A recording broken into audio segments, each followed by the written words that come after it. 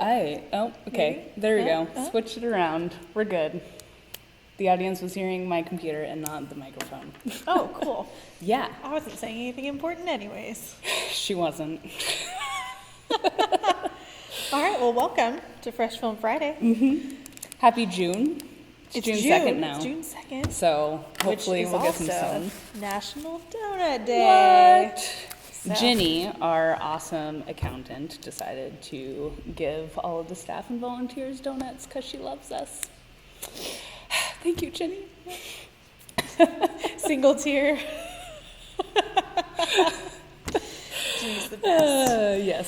Yes, she is. All right, so what are we talking about today? Well, we're going to do some trivia. We have an interview with OBIT director Vanessa Gould coming up in a few moments, and then we're going to talk about Churchill, and then Mad Max Fury Road Black and Chrome edition. Black and Chrome. Yes. Not black and white. Yes. I kept calling it Black and White edition. I mean, it's black and white, but it has a cooler name. Yeah, much cooler. So let us start with our first Fresh Film Friday trivia. The first person to answer this on either YouTube or Facebook is going to get a free small popcorn. And this is related to Churchill, so hopefully you all passed U.S. or not U.S. history, just world history. Apparently I didn't pass it. Are you sure you watched the film? I'm pretty sure. Are you sure you know who Churchill is? Yeah. Pretty sure I know who Churchill is. We're cool. Okay, the question is, Winston's father, Lord Randolph Churchill, obviously, was British.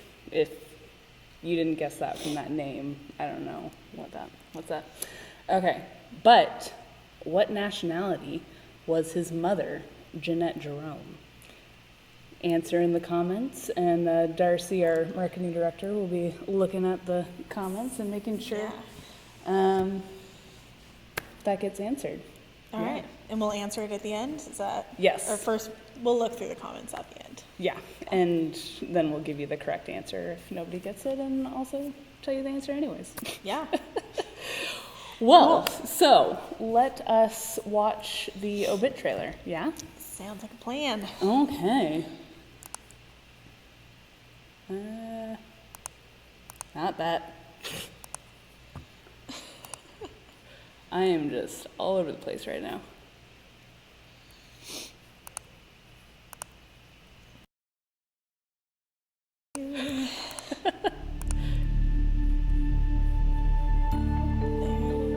There aren't too many of us doing this anymore. I mean, you could count them on one hand. I got a few for you. Ms. Miller, it's Bruce Weber at the New York Times. We would like to run an obituary about your husband. I was leaning away from doing it, now I'm leaning toward doing it. Are you? Yeah. It's counterintuitive, ironic even, but obits have next to nothing to do with death, and in fact, absolutely everything Very to do with the calming life. voice. Mm-hmm. I could listen to it all day.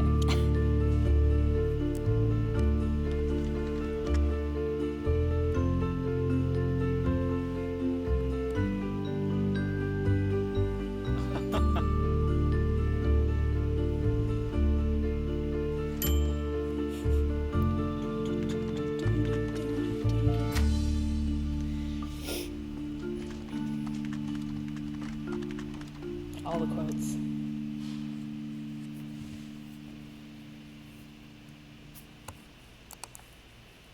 Sweet. I paused you. So that's the OBIT trailer if you haven't seen it yet. Uh-huh. And so now we are going to call Vanessa Gould, the director of OBIT, on Skype. Just a moment. It's ringing. Yay! Something. Oh, there we Hello, are. Vanessa. Hi. Welcome to Fresh Film Friday. Thank you for having me. I'm so delighted the film is back in Tacoma. I know, it's exciting. Marley and I both saw it at the film festival. I mean, I saw it before, All the obviously. cool people saw it at the film festival. Yeah, so if you want to bring your friends and watch it again, we're playing it again. Yeah. Yeah. Cool. Shall we start on the questions? Yeah, we'll just get rolling. So we have to start with the most cliche question, of course. And that is, what sparked your original interest in this film and this topic? It's a little bit of a long story, but I think the short answer is basically a couple of years ago, one of the last subjects of one of the subjects of my last film passed away. He was an unknown artist living outside of Paris, someone who likely very few people in the world had heard of. And he was actually sort of just on the cusp of getting the recognition for his work that he had sort of worked for his entire life when he got lung cancer and died. And I wrote to him like 24 newspapers around the world, trying to sort of just hold on to his legacy in some way. And the only paper that wrote me back was the New York Times. And they ran, Marguerite Fox ran a beautiful obituary on his work. And her ability to sort of encapsulate him so quickly and well in so few words just really amazed me. And sort of a corollary to that is that there were certain facts of his life that we were never able to figure out. And I couldn't really kind of get my head around the idea that in the span of a week that the facts of somebody's life could start to disappear, and that I just that much more appreciated the fact that obituaries were sort of something there to catch what we could before it was gone. That's awesome. Being able to conduct interviews and produce a documentary at and about the New York Times seems like quite a feat. I know you had the connection with the original obituary, but how many days were you able to film in the offices, and what kind of access did you have? It took a long time to sort of sort it all out, between me sort of originally proposing the film and getting the okay to proceed. Took almost a year, I think. And from the get-go, I was pretty like surgical in my requests, because I knew if we asked for too much, it just wasn't going to be possible. And so we shot probably in the newsroom for like 5 or 6 days. 3 of those were like serious, like verite, fly on the wall filming, and the other half was sort of B-roll pickup stuff. But we really had to trust our instincts and rely on a fair amount of good fortune and planning to be able to get what we needed in such sort of limited access and time. The interviews with the subjects were all done in their homes on their days off, though. Yeah. Nice. Well, that's not very much time filming at all. That's very when impressive. you think about like the ratio of like, 90 minutes to, we probably didn't shoot more than 60 or 70 hours of footage, which in this day and age is almost unheard of for docs. Yeah. Uh-huh. We gathered about like 1,000 hours of archival footage, though. Well, not to spoil anything, but towards the end of the film, there's a bunch of video and film clips of all of the obituary subjects' lives, and that is just so interesting to me. I love that little scene there. Thank you. Yeah. How long did it take? This is a side question. How long did that take? Oh, sure. That closing montage, which was edited just so brilliantly by the film's editor, Kristen Bai, was something that we had sort of been noodling over for probably more than 2 years. Oh, wow. But executing it took several months. I mean, it's about 30 seconds long, but in a sense it was almost our way of grabbing onto the volume of stuff that we had fallen in love with that we couldn't fit into the film. And so every little clip there, many of which runs for 2 frames, 3 frames, a fraction of a second, was stuff that we couldn't let go of and we wanted to include somehow. Awesome. Okay. Cool. Well, I have another question. How has you spent a lot of time focusing on obituaries and obituary writers. Has that kind of made you think any differently about your life and how you would like to be remembered for your accomplishments at all? People ask me that question, and the disappointing answer is honestly no. That's good. You're happy with what you've been doing. Yeah. Well, it's like when you're on a project, you're so outwardly focused, and it feels so odd to me that it almost feels counterintuitive that I would have ever turned the subject matter around on myself. Like it almost never even occurred to me to do that. But it did sort of redirect my focus almost from my own future and the rest of my life to like the stuff that I've lived through and what happened before that. It almost turned me around 180 degrees, and like I started to learn more about like World War I and World War II and music in the 1950s and, you know, politics in the 1960s and the things people were doing. And so aside from myself, it sort of really opened my view on the 20th century. That's awesome. Yeah. Which is way more than my own fate. Speaking of the 20th century, something that an article or item that is so iconic directly like attached to the 20th century is a typewriter. And my favorite scene of the film is the one about Manson Whitlock, who fixed typewriters and the romanticization? However you say Let's that word? pretend that's a word. Yeah. Of the sounds that the typewriters make. What's your favorite scene that you either directed or just that you like to watch in the film? It sort of is constantly changing. And I mean, the stories in the film and the scenes all sort of become like your own children. It's just it's too hard to choose. And you chisel them so carefully for so long that sometimes I'll look at one and I'll be like, boy, that just, I've seen that one too many times. And other times I'll see it and I'll just be like, I'm so glad this is in the film. It's kind of hard to explain. But fortunately, you know, everything that made it into the final cut, and there's so much that didn't, but everything that did had a long time to marinate and make sure that we were really in love with it. Cool. Nice. I just have one last question. Okay. Unless you had anything else to add. Oh yeah, I do have another one. The obituarists, as they like to call themselves, mention it depends on the impact of a person's life if they write an obituary about them. Which obituary impacted yourself the most during this process? Oh boy. I'll have to sort of turn that one around again too and just say it's sort of the totality of when you read this volume of life stories, they do kind of come together in sort of a organic kind of inspiring way. And the ones that really impacted me were people who just overcame extraordinary adversity and often had never been heard of despite that fact for their entire life. Zelma Henderson, who's in the film, was the last surviving plaintiff in Brown versus Board of Education. She was a Topeka hairdresser.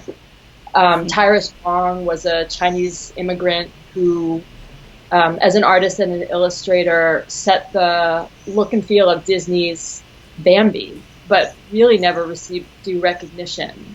An incredible female journalist named Claire Hollingworth broke the story of World War II in 1939. Something that was, you know, there was no internet back then. Breaking the story of a war was extraordinary. And so there are these people who, and you know, these are people who I was like, gosh, they deserve an entire film about just them. Like, that's the other thing. When you go back and read the obituaries, so many of these lives deserve full dress treatment. What we did in our film was sort of these cursory glances on what we were able to, but the number of stories that I read by reading the obits, it's just extraordinary. So Awesome. any particular ones. Yeah, I'd love to spend a day in the morgue just like looking at all the articles that they've clipped out. Yeah. Yeah. I don't think you're alone on that one. I think that's Yeah. a lot of people who would love to do that. Awesome. Well, yeah, my last question is, or kind of comment and question. This film subject is a lot different than your previous Between the Folds. Her documentary. Yes, Yeah. your previous documentary. And it's very different, but it's also very similar because you're chronicling the stories of this incredibly specific group of people. And what do you think draws you to those kinds of stories? Well, sort of on the surface, it's really interesting to watch the process of people who do what they do so well, especially if it's something that you're not really sure of how it's done. Seeing an expert work their craft, I think, is endlessly fascinating and wonderful documentary material. I'm also really drawn, like, when something that people do is like a lens into the human experience in a way that is sort of counterintuitive. If there's metaphor, philosophical takeaways that you don't necessarily have to lay out, but that can be inferred through the edit process and the sort of the evolution of a philosophical idea that can be, conveyed through picture and music, just really fascinates me. And it's super hard to do, but I enjoy trying. And I think I've tried to make the past two films, sort of exist on a philosophical and metaphorical level. And it's probably what really gets me out of bed in the morning in order to do this stuff.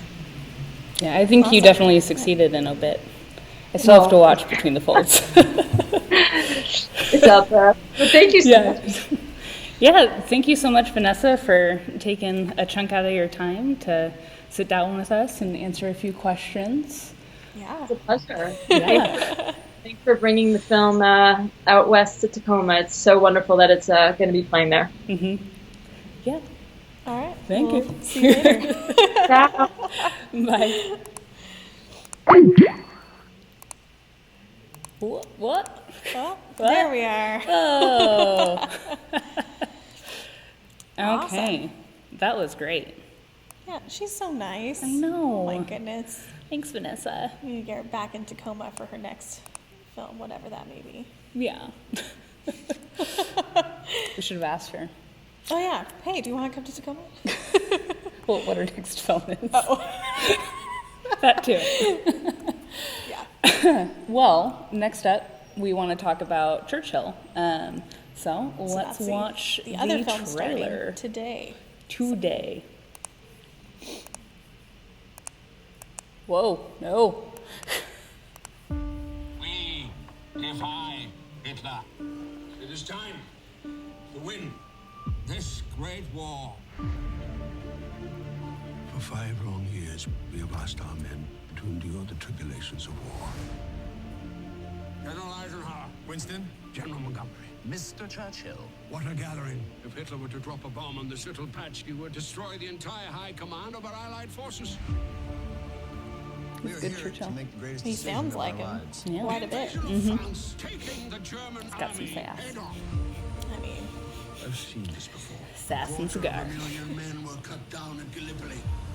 We must spread the whistle. The plans for D-Day have been in place for over a month. I don't want to make the same mistake. Forces are not carrying out your plans. We're taking care of it. You need to let us do the job. I beg your pardon. I am the Prime Minister of this country, and I shall not be stopped from speaking my mind. you go, Churchill. You can't just change everything over the heads of our allies. Don't assume you're the only one capable of making decisions. I need your help. Try acting like a hero, Winston, and then maybe people will believe that you are one. Classy Miranda Richards. My fiancé is on one of those ships. Oh. Sorry, I have no right. You have every right. He's not the man he was. He could be a liability as a leader. Would you have us do nothing with the Nazis massing 20 miles off our shores? No! I would have us do more! Britain's greatest moment. This magnificent effort of air, land, and sea. We must launch now. Got chills. He has to address the nation tomorrow. Either to tell them we're winning the war or that we've just killed thousands of people. Whatever happens, Why is we it must spelled give that them way? I don't know. When it's all over. So it's like, that can't be a typo. That just But it must looks be- like one. Our troops will fight on, and we shall never surrender.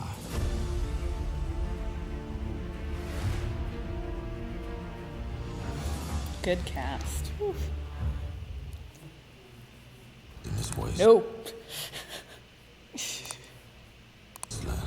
Why? Technology. Gosh.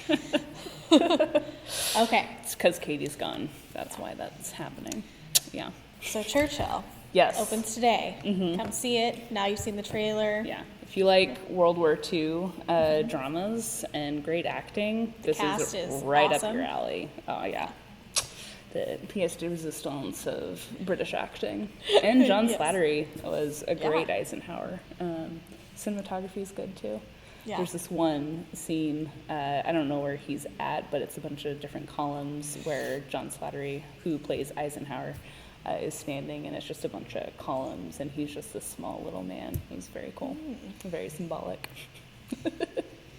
It's worth to pay money to see it just for that one shot. Just, yeah. That one shot. Awesome. Okay, so Okay. recap. Come see OBIT. Come see Churchill. All also- starting today. And grab a donut, too. Yeah, bring in your donut. We'll allow it just for Well, today. Yeah, make an exception. Yeah. It's only the biggest holiday. Of the year. Okay, so now to prepare for Mad Max, we Dun, dun, dun, dun. are going to change the camera to black and white or black and chrome. That's kind of eerie seeing yourself in black and white. Actually. Yeah. Yeah. Oh, and look, it's Wade. He's racing over. Hi. Welcome. Thanks. He's kind I of was been driving here my- the entire time. Yeah. I heard everything. Tricked you. Yeah. I heard everything. He's just been over there.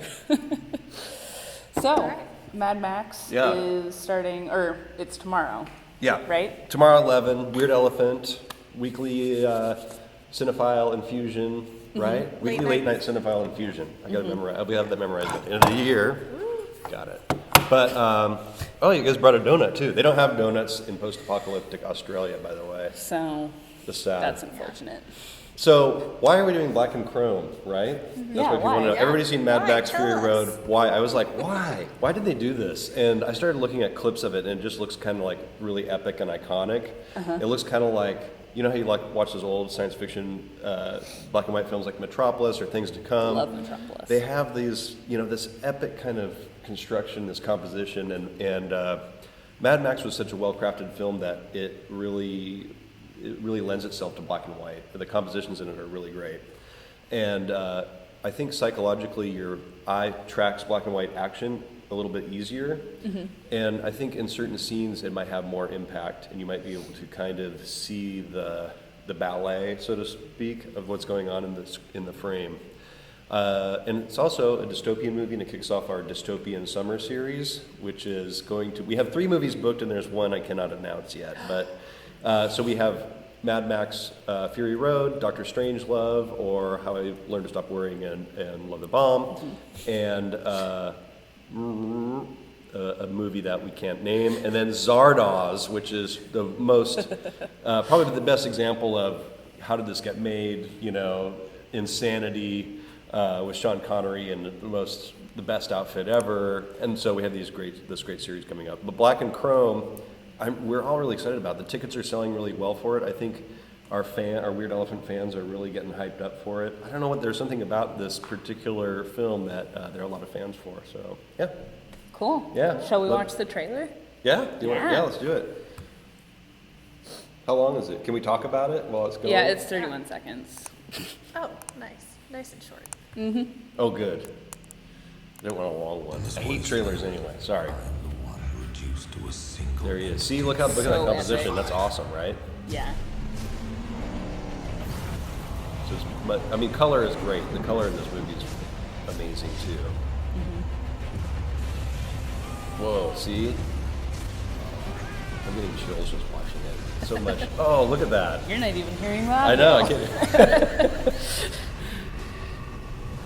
You can see how exciting that is, right? Oh, yeah. Oh, Wrong it's- day. Yeah. We're good. I know. I loved Fury Road. Me So too. I'm really, really interested to see the contrast. Fond memories of watching Fury Road. That's right, Our after first the- Oscar nominations broadcast, we watched it At like 5 a.m.? 6 a.m. because we had to do the nominations Because first. what else do you do at 6 a.m. on a Tuesday? Right. Energizing. It was a very energizing film. Yeah. It was. Yeah, it woke us up. Cool. Awesome. All So right. tomorrow, 11 p.m. Tomorrow night, Saturday night, 11 p.m. Come at 10 and have a beer or other popcorn or whatever and hang out if you like. People hang out there sometimes to just chit chat, stuff like that. So, yeah. Awesome. Cool. Awesome. Thanks, Wade. Yeah, thanks for having me. I'm out of here. Oh, careful. And we're back to Don't crash that color. thing. Wah, wah. All right. Okay, so did anyone respond to the question? I don't see anybody respond to the trivia question. Let me double check Facebook. Facebook. Party time. Do. Got anything planned for the weekend?